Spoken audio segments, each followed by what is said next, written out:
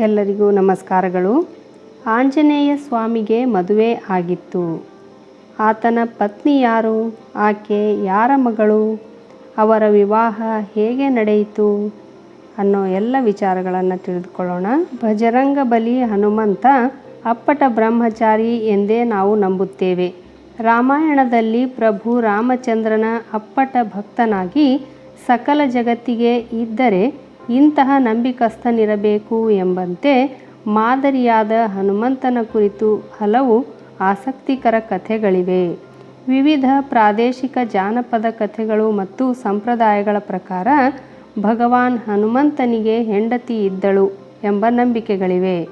ಹಾಗಾದರೆ ಹನುಮಂತನ ಪತ್ನಿ ಯಾರು? ಆಕೆ ಯಾರ ಮಗಳು ಅನ್ನೋದನ್ನು ನೋಡೋಣ.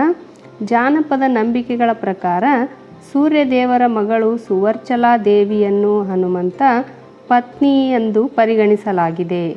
ಆದರೆ ರಾಮಾಯಣ ಅಥವಾ ಮಹಾಭಾರತದಲ್ಲಿ ಈ ಕುರಿತು ಯಾವುದೇ ರೀತಿಯ ಉಲ್ಲೇಖಗಳಿಲ್ಲ.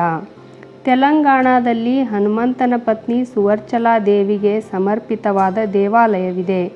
ಇಲ್ಲಿ ಹನುಮಂತ ತನ್ನ ಪತ್ನಿ ಸುವರ್ಚಲಾ ದೇವಿಯ ಜೊತೆಗೆ ನೆಲೆಸಿ ಭಕ್ತರನ್ನು ಪರಿಪಾಲಿಸುತ್ತಿದ್ದಾನೆ. ಸೂರ್ಯದೇವರು ಆಂಜನೇಯ ಸ್ವಾಮಿಯ ಮಾರ್ಗದರ್ಶಕರಾಗಿದ್ದರು. ಆಂಜನೇಯ ಸ್ವಾಮಿ ಸೂರ್ಯದೇವರಿಂದ 9 ವಿಷಯಗಳನ್ನು ಕಲಿಯಬೇಕಾಗಿತ್ತು. ಹನುಮಂತನಿಗೆ ಮೊದಲ 5 ವಿದ್ಯೆಗಳನ್ನು ಕಲಿಸಿದ ನಂತರ ಸೂರ್ಯದೇವರು ಹನುಮಂತನನ್ನು ಮದುವೆಯಾಗಲು ವಿನಂತಿಸಿದರು. ಮದುವೆಯ ನಂತರವಷ್ಟೇ ಭಜರಂಗಿ ಮುಂದಿನ 4 ವಿದ್ಯೆಗಳನ್ನು ಅವನಿಗೆ ಕಲಿಯಬಹುದಾಗಿತ್ತು.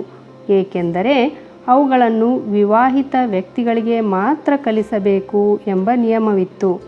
ಆಂಜನೇಯ ಸ್ವಾಮಿಯು ಸೂರ್ಯದೇವರ ಸೂಚನೆಗಳಿಗೆ ಅನುಗುಣವಾಗಿ ಮದುವೆಯಾಗಲು ನಿರ್ಧರಿಸಿದರು. ಆದರೆ ಅವರಿಗೆ ಸಂಗಾತಿಯನ್ನು ಹುಡುಕಲಾಗಲಿಲ್ಲ.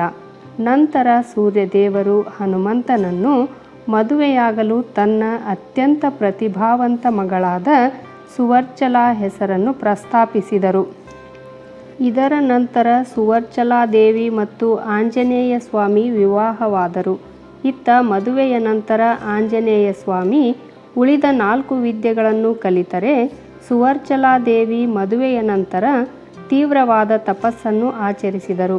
ಹೀಗಾಗಿ ಮದುವೆಯಾದರೂ ಹನುಮಂತ ಬ್ರಹ್ಮಚರ್ಯವನ್ನು ಬಿಡಲಿಲ್ಲ. ಹನುಮಂತನ ಆಶೀರ್ವಾದ ಎಲ್ಲರ ಮೇಲಿರಲಿ. ಇದೇ ರೀತಿಯಾಗಿ ಉಪಯುಕ್ತ ಮಾಹಿತಿಗಳಿಗಾಗಿ ನನ್ನ ಚಾನಲನ್ನು ಸಬ್ಸ್ಕ್ರೈಬ್ ಮಾಡಿಕೊಳ್ಳ್ರಿ. ಹಾಗೆ ಒಂದು ಲೈಕ್ ಕೊಡೋದ್ರ ಜೊತೆಗೆ ಹೆಚ್ಚು ಜನರಿಗೆ ಈ ವಿಡಿಯೋವನ್ನು ಶೇರ್ ಮಾಡಿರಿ. ಧನ್ಯವಾದಗಳು.